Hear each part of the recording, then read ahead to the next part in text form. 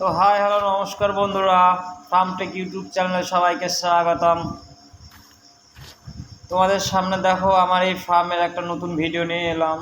আমার ফার্মের যে লট ছিল সেই লট উঠে গেছে। লটটা উঠে গেছে আমার 39 দিনে লট উঠে গেছে। তো অবশ্যই তোমাদেরকে আমার এই লটের রেজাল্টটা কেমন হলো পরে ভিডিওতে তোমাদেরকে অবশ্যই জানাবো।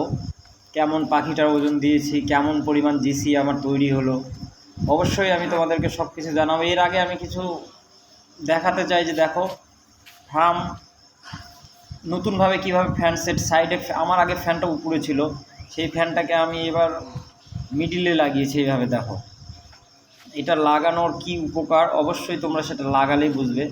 উপর থেকে যখনই ফ্যানটা হাওয়া আসে না, উপর থেকে গরম হাওয়াটা টেনে নামায়, আর এইভাবে ফ্যান লাগালে ফ্যানে হাওয়াটা বের করে দেয় বাইরে একদম, তাতে গ্যাস একদম হয়।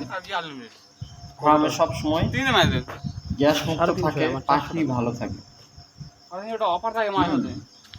দেখো আমরা এই ফার্মে যে সমস্ত লিটারগুলো ছিল সেগুলোকে এখন জমা করছি। এগুলো জমা করার পরে এগুলো কালকে থেকে বস্তা ভরে বাইরে ফেলানো হবে।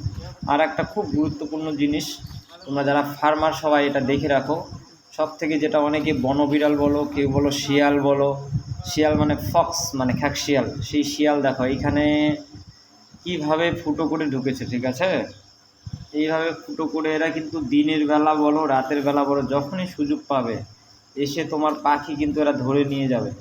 আমার এই লটে 185 পিস পাখি শুধু খেয়েছে শিয়ালে।